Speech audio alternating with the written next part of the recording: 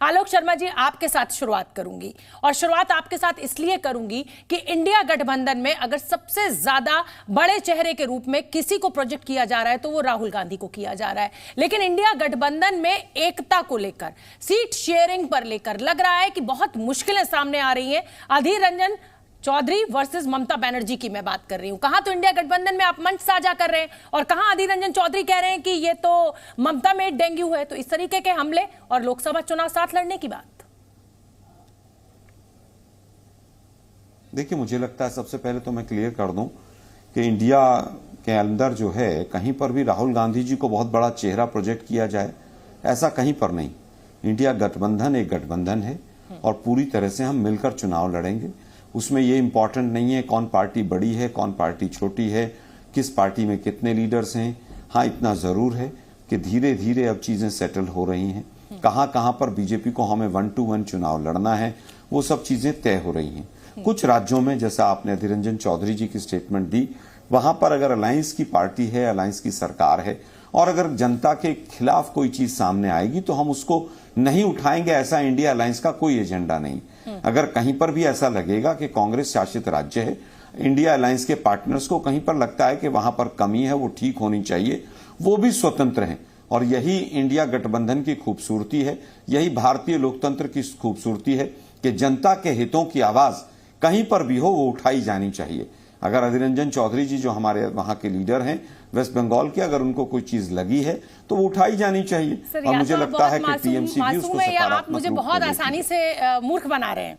ये आप भी सियासत में बहुत लंबे समय से हैं, आपकी सत्ता है और आपके गठबंधन का कोई आदमी आप ही के खिलाफ बयानबाजी करे तो क्या आपको लगता है कि सब कुछ ठीक है?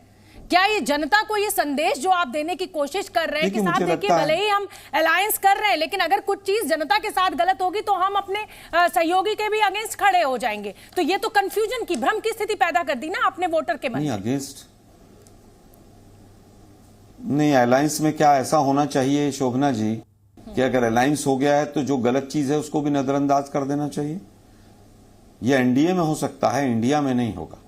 इंडिया में अगर कोई चीज, तभी तो लोकतंत्र है, तभी तो लोकशाही है, तभी तो जनता की आवाज की बात है। एनडीए की तरह नहीं है कि या तो हमारे साथ रहो दिस वे और दैट वे, या हमारे साथ अगर हमारी पटरी मैच नहीं खाती तो चले जाओ।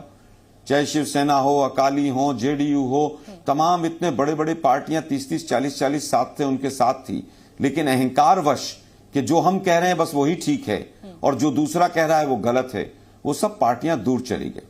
ना मैं मासूम हूं, ना मैं आपको मासूम समझता हूं, ना मैं किसी तरह से किसी भी रूप में आपके प्रश्न को अंडर एस्टिमेट करता हूं। मैं समझता हूं लोकतंत्र की खूबसूरती ही ये है कि अगर कहीं पर कोई चीज गलत है तो उसकी आवाज उठनी चाहिए।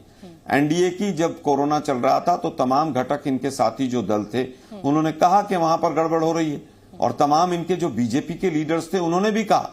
इनके जो कितने वो पीपी किट वाले और सब जितने घोटाले आए थे बीजेपी के, सब बीजेपी के लोगों ने ही निकाले थे। तो मुझे लगता है जनता के अहित की कोई भी अगर बात होगी तो उसमें आवाज उठाई जानी चाहिए। इंडिया अलायंस बहुत मजबूत है और उसकी मजबूती का एक आधार ये भी है।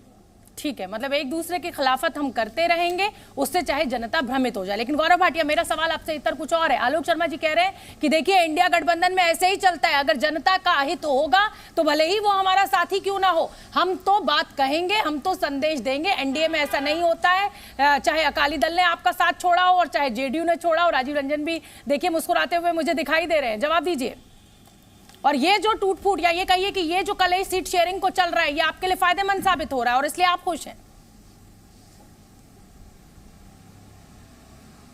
शोभना जी, देखिए, पूरा भारत मन बना चुका है कि आदरणीय प्रधानमंत्री श्री नरेंद्र मोदी जी को आशीर्वाद देके पुनः प्रधानमंत्री बनाना है। आप एनडीए के किसी घटक दल से पूछेंगे आपका नेता कौन, वो कहेगा नरेंद्र मोदी जी।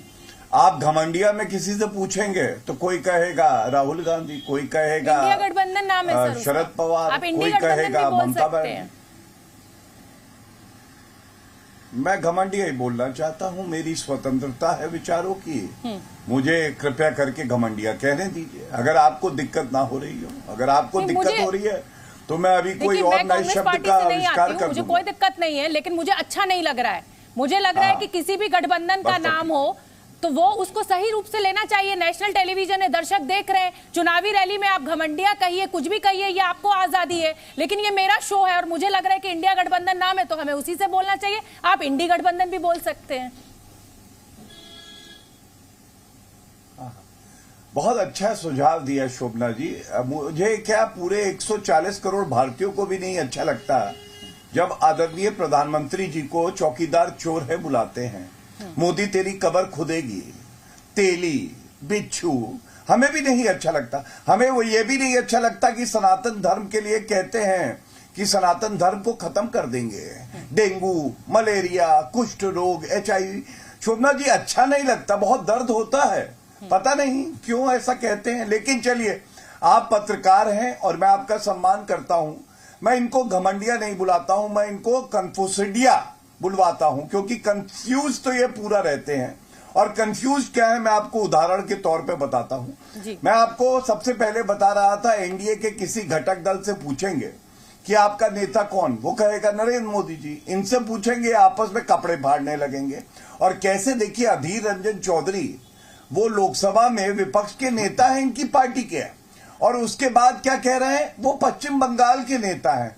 मतलब कांग्रेस पार्टी का जो नेता है लोकसभा में, उसको आपने पश्चिम बंगाल का नेता बना दिया, उनका कद काट दिया एक प्रवक्ता ने। सोचिए, इतनी हिम्मत केवल कांग्रेस पार्टी में होती है। और इसकी वजह है जो अधीर रंजन चौधरी जी ने कहा, उन्होंने कहा कांग्रेस के कार्यकर्ता और आम जनता पश्चिम बंगाल में जंगल राज में मारी गई। आप टीएमसी के साथ समझौता मत करिएगा, लेकिन लाशों पे राजनीति करना तो कांग्रेसी पार्टी के जो गिद्ध हैं उनका काम है। उनको कोई परेशानी नहीं हुई, आत्मसम्मान की तो बात भी नहीं करी कार्यकर्ताओं की। दूसरी बात आप देखिए, अधीर रंजन चौधरी ने आज ममता बनर्जी के लिए जो बात कही, उन्होंने कहा ये डेंगू ममता मेड डेंगू है। अब आप बताइए, अगर ममता मेड डेंगू है तो आप ममता बनर्जी के साथ हाथ कैसे मिला रहे हैं। दूसरी बात, बाजवा जी ने क्या कहा कि 32 MLA आम आदमी पार्टी के जो पापी आप है हमारे संपर्क में है। आप मुझे बताइए शोभना जी, ये कैसा घमंडिया, कन्फ्यूसिडिया, अच्छा घमंडिया पे नाराज हो जाएंगे आप, कन्फ्यूसिडिया जो गठबंधन है कि ये सरकार एक दूसरे की गिरा रहा है। इस्तेमाल कर रहे हैं। हाँ, मैंने वजह बताई शोभना जी, मैंने वजह बताई। मैं अपमान नहीं करूंगा, लेकिन ये मेरी स्वतंत्रता है। चलिए, अब मैं तीसरा उदाहरण देता हूं। देखिए, आप बताइए क्या ये सच नहीं है। अरविंद केजरीवाल जी मध्य प्रदेश गए, उन्होंने मालूम है क्या कहा, अरे कांग्रेस की गारंटी पे ना जाना, गारंटी असली है तो मेरी है। अब बताइए, अरविंद केजरीवाल खुद कह रहे हैं कि ये जो कांग्रेस पार्टी है इसकी कोई गारंटी नहीं, एक गारंटी है, जहां जाएगी भ्रष्टाचार करेगी। और हमारा प्रचार मध्य प्रदेश में, राजस्थान में, छत्तीसगढ़ में आप देख रहे हैं धुआंधार चल रहा है। हम प्रत्याशियों की सूची जारी कर रहे हैं और ये अपनी सूची ला नहीं सकते और घबराए।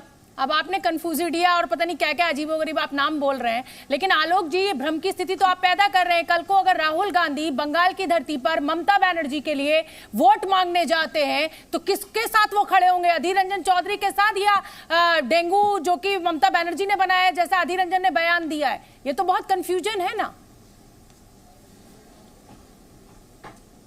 देखिए, मुझे लगता है इसमें कहीं कंफ्यूजन नहीं है। कंफ्यूजन में कौन है और घमंडिया कौन है, ये पूरा देश और जी न्यूज के दर्शक पूरे वक्तव्य को देखकर समझ गए होंगे। मैंने कहा अधीर रंजन चौधरी जी वेस्ट बंगाल के लीडर, इसमें क्या गलत था। लेकिन जो लोग कंफ्यूज्ड हैं, शायद उनको ये नहीं पता है कि वो वहां के पीसीसी प्रेसिडेंट भी हैं। खैर, मुझे उनके किसी के कंफ्यूजन दूर नहीं करने हैं। जहां तक बात है कि आप किसके साथ खड़े हैं, किसके साथ नहीं खड़े हैं, शोभना जी, स्वतः हम जनता के साथ खड़े हैं। अगर कहीं पर कोई चीज 19-21 होगी तो हम स्वाभाविक है कि उसके ऊपर हम चर्चा करेंगे। बीजेपी की तरह डंडाशाही और पूरी तरह से तानाशाही नहीं है इस गठबंधन के अंदर। इसके अंदर एनडीए के अंदर जिस तरह से तानाशाही है वो इंडिया में नहीं है जी। मुझे लगता है कि जिस तरह से सीएजी की रिपोर्ट और तमाम चीजें, तमाम बड़े बड़े घोटाले सामने आते हैं और उसके बाद भी इंडिया गठबंधन के जो लोग हैं वो बोल नहीं पाते हैं एक शब्द, ये उनकी पूरी तरह से मजबूरी हो सकती है। उनकी फाइलें जो है वो बीजेपी के पास कैद हो सकती हैं, इसलिए ना बोलते हो वो। लेकिन हमारे यहाँ इंडिया में आपस में मंत्रणा करने की, आपस में चर्चा करने की और आपस में आलोचना करने की भी स्वतंत्रता है।